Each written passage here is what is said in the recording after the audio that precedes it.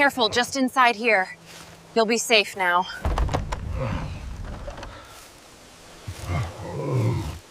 The first time I saw him, I thought he was a bear. It was March in the North Cascades, that gray week when winter refuses to leave and spring hasn't quite arrived. The snow had turned to slush, and the forest smelled of wet cedar and thawing earth.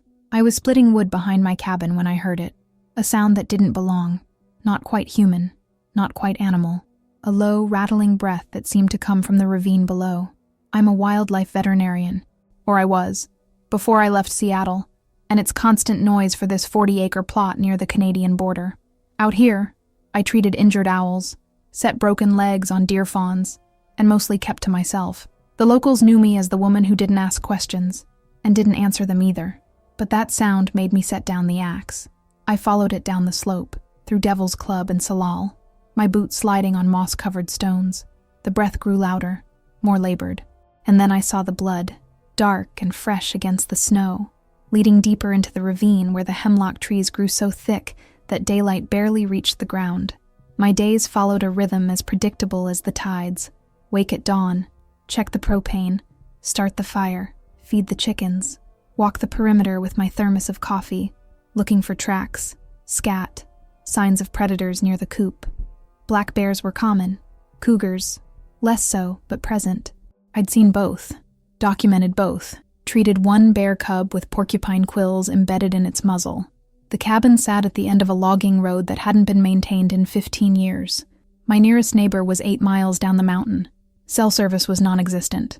I had a satellite phone for emergencies and a radio that mostly picked up static and, on clear nights, a station out of Bellingham that played oldies. I preferred it this way. The forest here was old growth, Douglas fir that had seen centuries, western red cedar with trunks 10 feet across, and an understory so dense it felt like walking through green tunnels. Mushrooms grew in layers on fallen logs. Moss hung from branches like torn curtains. In summer, the sword ferns reached chest height. In winter, everything turned gray-green and dripped constantly. I kept field journals, temperature, precipitation, animal sightings, plant phenology. It was habit from my research days, before I'd grown tired of institutional politics and grant writing. Now I recorded things simply because they deserved to be noted. A family of varied thrushes returning to nest in the same snag. The day the salmonberries first bloomed. The morning I found wolf tracks crossing my property. The first confirmed wolf sign in this area in 80 years. The blood trail was different. It was too high off the ground, smeared on tree bark at shoulder height, not low like a wounded deer would leave. The drops were large, consistent with significant blood loss, and the spacing suggested something moving on 2 legs, not 4. My first thought was a hiker. Someone who'd gotten lost, maybe fallen, was trying to find help. But we were miles from any trail, and it was March. Too early for most hikers, too late for hunters. I followed the trail carefully, marking trees with my knife so I could find my way back. The ravine grew steeper. The blood was fresher now. I could smell it, that copper iron scent that means recent injury, active bleeding. And then I heard the breathing again. It was coming from a hollow beneath an enormous windfall, a cedar that must have come down in last month's storm, its root ball creating a cave-like shelter. The breathing was shallow, wet, possibly pneumothorax, definitely shock. I approached the way I'd approach any injured animal, slowly, making myself small, speaking in low tones. "I'm not going to hurt you," I said. "I'm here to help." The breathing stopped. For a long moment, there was only the sound of water dripping from branches, a raven calling somewhere in the canopy, the distant rush of the creek swollen with snowmelt. Then I saw the hand. It emerged from the shadows beneath the root ball, massive, covered in dark hair, fingers too long, knuckles scraped raw. Not a bear paw, not human either. Something between, something impossible. The hand retreated, and I stood there in the March cold, my medical bag hanging from my shoulder, my breath forming clouds in the air, understanding that everything I thought I knew about these mountains had just fundamentally changed. I didn't run. I've asked myself why, many times since. Trained reflex, perhaps. Years of working with frightened animals, of knowing that panic spreads, that calm is contagious. Or maybe it was the breathing, that labored, wet sound that meant internal bleeding, possibly rib fractures, the kind of injuries that kill slowly if untreated. "I'm a veterinarian," I said to the darkness under the root ball. I know you're hurt. I can help. Silence. I set my medical bag on the ground, unzipped it slowly, making sure each movement was visible. I pulled out my stethoscope, held it up, then gauze, antiseptic, a bottle of sterile saline. I'm going to leave these here, I said. You don't have to let me touch you, but you need to stop the bleeding. I placed the supplies on a flat stone near the entrance to the hollow, then stepped back. 10 feet, 15. I sat down on a moss-covered log and waited. The forest went about its business. A Douglas squirrel scolded from a nearby branch. Chickadees moved through the understory, calling to each other. The light shifted as clouds moved overhead, turning everything the color of tarnished silver. Then I saw him fully. He emerged slowly from the shelter, moving with obvious pain. 8 feet tall, perhaps more, covered in hair the color of rust and shadow, reddish-brown on the shoulders, darker on the limbs. His face was less hair-covered, the features distinctly primate, heavy brow ridge, deep-set eyes that caught the dim light and reflected it back amber gold, a broad nose, lips that could have been human except for their width. He was bleeding from his left side, a wound below the ribs, deep, possibly from a branch puncture or a fall. His right leg bore weight poorly, and his breathing had that crackle that meant fluid in the lungs. He looked at the medical supplies, then at me. I didn't move. I'd learned with wolves that eye contact can be threat or promise, depending on context. I let my gaze rest on his shoulder, attentive but not challenging. He picked up the gauze. His fingers moved with surprising delicacy, almost like a raccoon handling food. He smelled it, then looked at me again. For the bleeding, I said quietly. Press it against the wound. Firm pressure. I had no idea if he understood words or just tone, but he watched me mime the action, and after a moment, he lifted his arm and pressed the gauze against his side. The white fabric turned red almost immediately. You need antibiotics, I said, more to myself than to him, and probably stitches.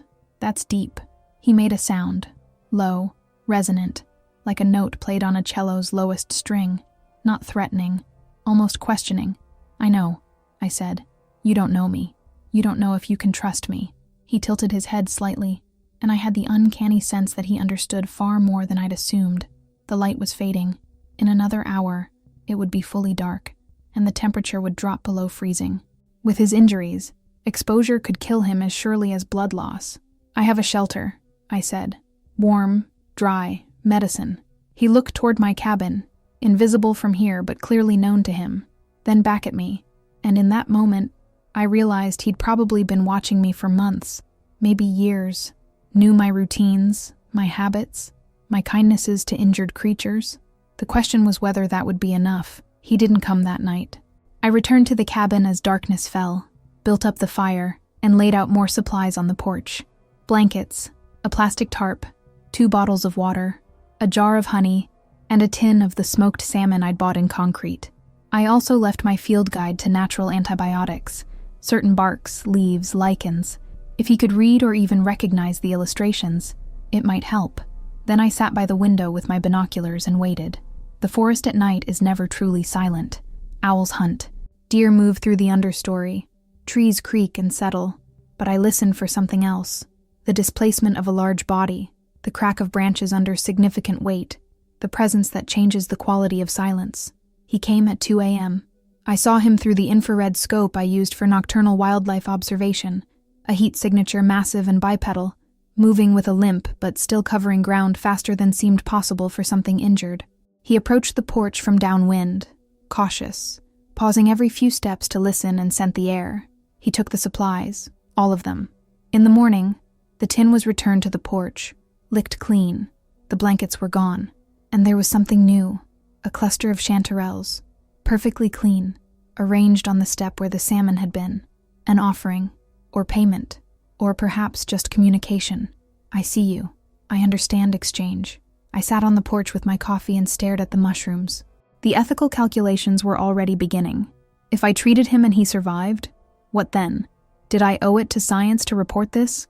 To inform the authorities? The Washington Department of Fish and Wildlife? The university researchers who'd laughed at me when I'd mentioned finding unusual primate scat in these mountains 3 years ago? And what would happen if I did report it? I'd seen what happened to wolf packs when they were discovered. Radio collars, genetic sampling, helicopter surveys, tourists, photographers. Eventually, always, someone shot one, called it defensive property, called it mistaken identity, called it their right. There were maybe, 5 of them in these mountains? 10? Fewer? A species that had survived by being invisible, by leaving no trace, by existing in the margins of maps and human awareness. Bringing helicopters and research teams into this forest would be a death sentence. Not immediate, perhaps, but inevitable. On the other hand, he needed medical attention I couldn't provide alone. The wound could go septic. Internal injuries might be progressing. Without proper imaging, I was guessing. I looked at the chanterelles. He'd probably saved my life once, though he didn't know I knew. Last November, I'd taken a bad fall while tracking that wolf, hit my head on a rock, lay unconscious for what must have been hours. I'd woken at dusk, dragged myself home, found a massive handprint in the mud beside where I'd fallen. Something had checked on me, watched over me until I woke. The forest takes care of its own, an old-timer had told me once. Maybe it worked both ways. I gathered the chanterelles and began planning. I had veterinary antibiotics, broad spectrum, enough for a large animal, pain medication, surgical supplies if the wound needed reopening and proper closure. What I didn't have was equipment for chest x-rays or blood work. I'd have to work with what I had, and I'd have to earn his trust enough that he'd let me touch him. That night, I left more supplies, including a handwritten note. I can help more if you come closer. Your wound needs cleaning. D. My first name, an invitation, a risk. He came to the cabin on the 4th night. I'd left the door open, not wide, just unlatched, an offering of sanctuary. I sat at the table with my medical supplies laid out, a lamp turned low, no sudden movements, waiting the way you wait for wild things, with patience that borders on meditation. I heard him on the porch first. The boards creaked under his weight, then his breathing, still wet, still labored, not improving, then silence while he decided. When he ducked through the doorway, I understood what trust looked like. He had to bend almost double to fit. His shoulders were broader than the frame. In the lamplight, I could see the wound more clearly. Infected, red streaking spreading from the edges, possibly a broken branch driven in during a fall. The surrounding tissue was hot to the touch even from 3 feet away. Sit, I said, gesturing to the rug by the fire. He lowered himself carefully, favoring the injured side, and I saw his face clearly for the first time in good light. The bone structure was heavy, but not brutal. The eyes were intelligent, wary, but not animal blank. Pain creased the corners of those eyes, and something else. Shame, perhaps, at needing help, at violating whatever rules his kind lived by. This is going to hurt, I said, showing him the antiseptic, the forceps, the suture kit. I need to clean the wound, remove any debris, close it properly. He made that low sound again. Acknowledgement, maybe, or resignation. I'd treated wolves who'd been caught in traps, bears with infected wounds from porcupine encounters, raptors with broken wings, but I'd never felt anything like this. The awareness that the being I was treating understood exactly what I was doing and why, was choosing to endure pain, because the alternative was worse. The wound was worse than I'd thought. The branch had broken off inside, a 2-inch piece embedded near the floating ribs. If it had gone deeper, it would have punctured his liver. As it was, the infection was spreading. I worked for 90 minutes. He never moved, never cried out. His hands, those massive, long-fingered hands, gripped his own knees until the knuckles paled beneath the hair. His breathing stayed controlled, deliberate. Once, when I had to dig deeper for a splinter, I felt him shudder, and I paused. Almost done, I whispered. You're doing well. His eyes met mine, and I saw it clearly. He understood. Not just my tone, not just my intent, the words themselves. When I finished, wound clean, packed with antibiotic gauze, closed with surgical staples, I stepped back. My hands were shaking. His blood was on my shirt, dark and still warm. He touched the bandage gently, felt the staples, then looked at me with an expression I can only describe as gratitude. You need to rest, I said. Stay warm. Keep it dry. I'll check it tomorrow. He stood slowly, testing his weight on the injured leg. Better. Not healed, but better. Then he did something I didn't expect. He reached into a small pouch at his side. Woven plant fiber, I realized, deliberately made, and pulled out something wrapped in leaves. He set it on the table, gentle as a surgeon placing an organ. Inside was a stone, river polished, translucent, with a fossil visible in its depths, a perfect fern frond, millions of years old, a gift beyond measure, a promise of connection. I looked up at him, and he placed one hand over his heart, then gestured to me. I see you. I trust you. I won't tell anyone, I whispered. I promise. The helicopter came in late April. I heard it before I saw it. That distinctive whoop whoop whoop cutting through the morning mist. It circled my property twice, low enough that I could see the Department of Fish and Wildlife logo on the door, then landed in the clearing where I parked my truck. 2 rangers and a biologist named Mitchell, whom I'd met at a wildlife conference 5 years ago. He'd been condescending then, dismissive of my field observations. He was friendly now, which made me wary. Heard you'd gone full hermit, Mitchell said, shaking my hand with too much pressure. Living the dream, huh? What brings you out here? I kept my voice neutral, my body between them and the trail that led to the ravine. Unusual reports, the senior ranger said. A woman named Chen with sharp eyes and a no-nonsense demeanor. Hikers claiming they saw something. Large bipedal animal. One managed to get footage on his phone before the battery died. My stomach dropped. Bigfoot hunters? I said, letting skepticism color my voice. You're wasting fuel on that? Probably, Mitchell agreed. But the footage is weird enough that we need to check it out. Giant primate wandering around would be a biosecurity issue. Invasive species, public safety, all that. You seen anything unusual? I thought about the previous night. About him sitting on my porch while I changed his bandages. The wound healing clean. His breathing finally clear. About the way he'd helped me repair the chicken coop fence, working in darkness with hands that could bend metal, but moved with absolute precision. About the system we'd developed. I left food, he left foraged medicines, and once, inexplicably, my lost field knife that I'd dropped in the ravine 3 months ago. I see unusual things every day, I said. That's why I live here. But giant primates? No. Chen studied me. You were a researcher, primatology minor at UC Davis, wildlife veterinary medicine. You'd know the signs. I'd also know the difference between reality and tourist imagination. Mitchell laughed. Same old cynical D. That's what I told them. You wouldn't miss something like that. And if it was here, you'd report it immediately. Professional obligation and all. Absolutely. I lied. They searched for 2 hours. Found nothing, because he'd moved deeper into the mountains as soon as he heard the helicopter. He'd known what it meant, as well as I did. Before they left, Chen handed me her card. You see anything?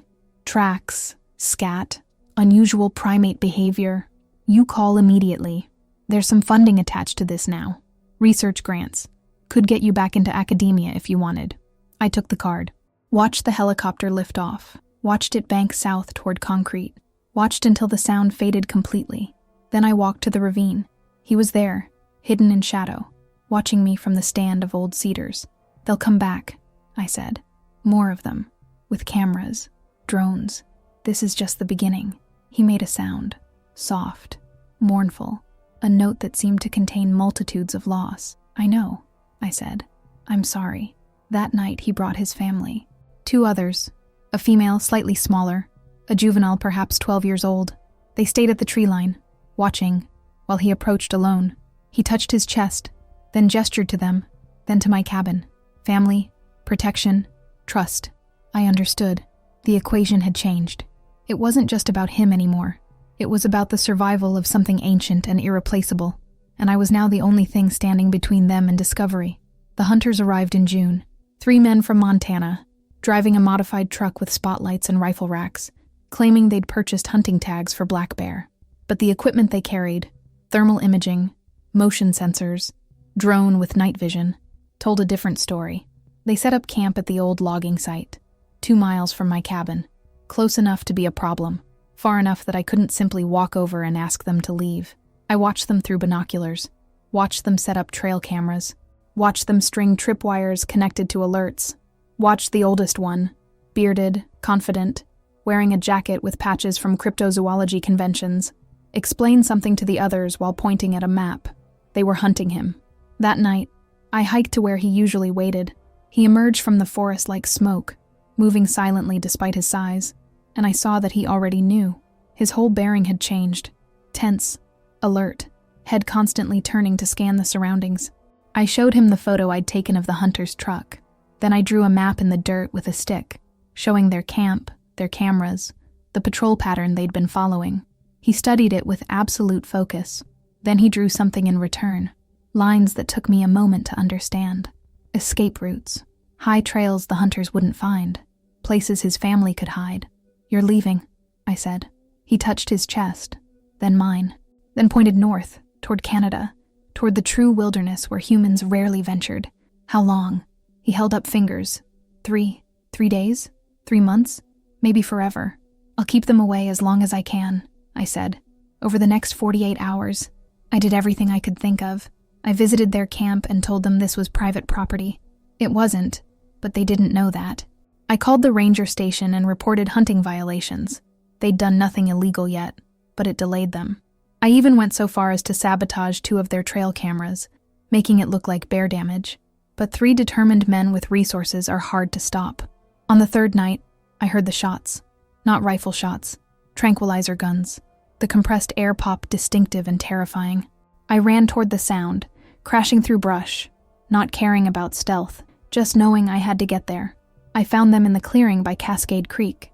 The juvenile was down, sprawled on the moss, 2 darts in his shoulder. The female was trying to drag him toward the trees, and he, the one I'd saved, the one who'd trusted me, was standing between his family and the hunters, arms spread, making himself the largest target possible. The bearded hunter was reloading. "Stop!" I screamed. "Federal wildlife protection." It was a bluff. I had no authority, but my voice carried enough conviction that they hesitated. "This is an endangered species study," I continued, walking forward with my phone raised like I was recording. "You're interfering with federal research. Those darts could kill them.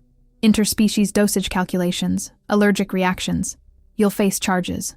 The hunters looked at each other. The bearded one lowered his gun slightly. "We have permits. For bear, not for undocumented primates. And this is documented. Has been for 3 years. Radio collars, genetic samples, the whole program." Another lie. But they didn't know that. "Shut down your equipment and leave. Now. Or I call in your location and you explain to Fish and Wildlife why you're darting study animals." They left. It took 30 minutes of standoff, but they left. The juvenile survived. The tranquilizer dose had been calculated for a black bear, too much for a human, potentially fatal for his species, but he was large enough that it merely sedated him deeply. We stayed with him through the night, me and his parents, watching his breathing, checking his pulse, while the creek rushed past and the stars wheeled overhead. When he finally woke at dawn, confused but alive, the female touched my hand. It was the only time any of them besides him ever made physical contact with me. They left the next day. I watched them go, moving north along the ridge trail, 3 shapes disappearing into mist and forest until they were indistinguishable from shadows. He looked back once, raised his hand, and then they were gone. I never saw them again. The hunters tried to file complaints, but without evidence, it went nowhere. The footage they'd captured was too dark, too ambiguous. Could have been bears, could have been people in costumes. The authorities filed it under inconclusive and moved on. Mitchell called me once, asking about the federal study I'd mentioned. "Classified," I said. "Above my clearance level. I just monitor the perimeter." He didn't believe me, but he couldn't prove otherwise. I've lived in this cabin for 11 more years now. I'm older, grayer, slower. The forest has changed. More logging roads, more tourists, more helicopters. The solitude I came here for is eroding, acre by acre, year by year. But some things remain. I still find offerings sometimes. A bundle of herbs tied with plant fiber. A perfectly symmetrical arrangement of stones. Once, a single massive footprint pressed deliberately into the mud near my porch after a rain, fresh enough that I knew it was meant for me to see. I'm still here, still watching, still remembering. I keep his secret. I've told no one this story, recorded it in no journal. After I'm gone, the cabin will be sold to some remote worker looking for weekend solitude, and whatever evidence remains will mean nothing to them. Maybe that's how it should be. There are places in these mountains where cell phones don't work, and satellites can't quite see clearly. Places where the forest grows thick enough that you can stand 10 feet from something and never know it's there. Places that don't appear on maps because no one has ever bothered to map them. And in those places, in the spaces between human knowing and human ignorance, life continues. I think about him sometimes, about his children, growing older now, maybe having families of their own, about the female who touched my hand, trusting me with the only thing that mattered to her, about the juvenile who survived because I lied, because I chose their existence over truth, their survival over science. I made my choice that night by Cascade Creek. Some knowledge isn't meant to be shared. Some discoveries aren't meant to be published. Some species survive only because they remain officially impossible, living in the blind spots of human certainty. The greatest act of conservation isn't always protection. Sometimes it's silence. Last week, I found fresh chanterelles on my porch, the same kind he brought me that first morning, 13 years ago. No footprints, no other sign, just the mushrooms, arranged carefully, an offering or a memory, or maybe just a reminder. I see you. I remember. I trust you still. Some secrets of the forest aren't discovered. They're entrusted to those who know how to listen. And some promises once made last a lifetime.